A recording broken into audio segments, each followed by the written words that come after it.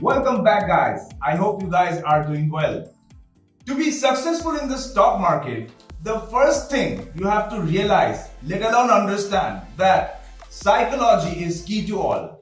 More so in the stock market than anywhere else, since in the stock market, you are fighting with yourself and no one else. Let me explain why in this video. And the topic of this magnitude, of course, cannot be covered in one video. So I'm going to stress more on this topic on trading psychology, and you would find related videos on my channel's playlist on trading psychology. First, let's discuss a very simple point to understand why you are fighting with yourself. Now, for that, I just quickly ask, what is the stock market? It is a place of opportunity like any other area such as sports, politics, business.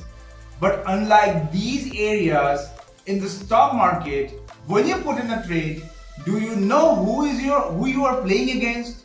Who is your opponent? Who do you need to beat to earn money? Do you know that exact person or an entity that you need to beat to earn money?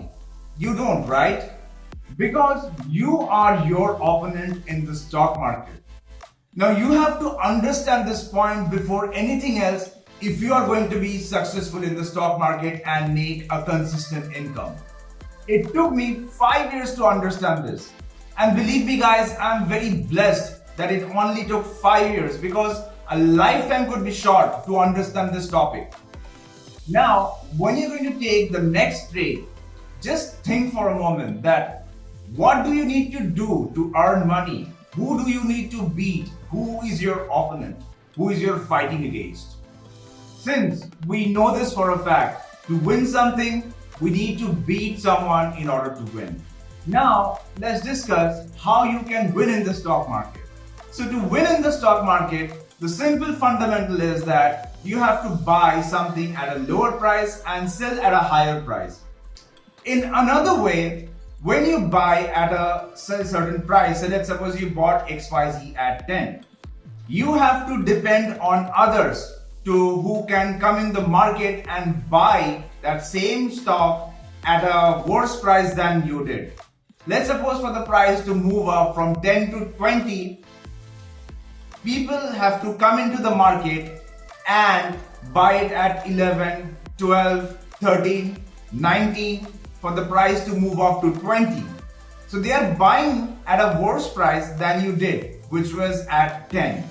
Now, once you bought that stock at 10, do you control these movements that people are coming to the market and buying at a worse price? Are you controlling these people? Are you influencing them?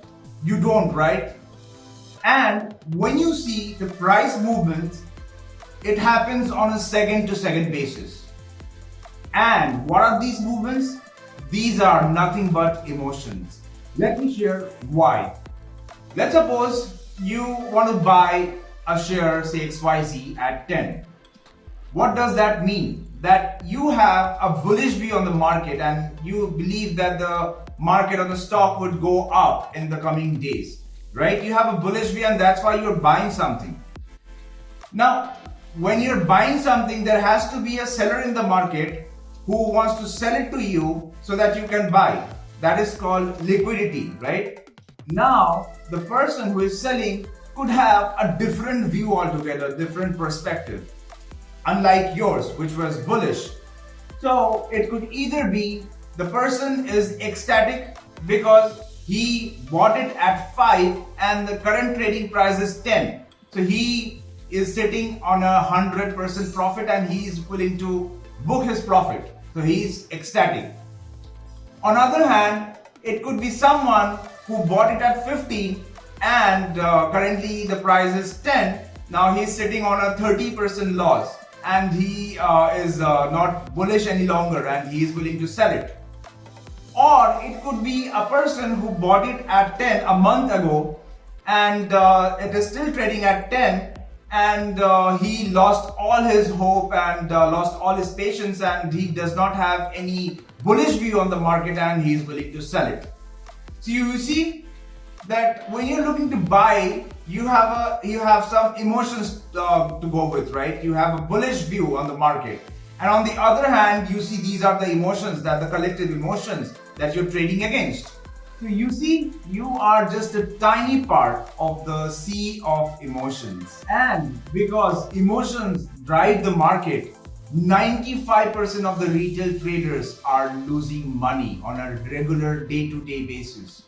If you watched this so far, I would request you to please subscribe to my channel and hit the bell icon to get notified when I upload new content. I will focus heavily on trading psychology and share how you can master the market. And by doing so, you will also be in the right track in your life. I promise you that. Until next time, I see you guys. Have a wonderful day today.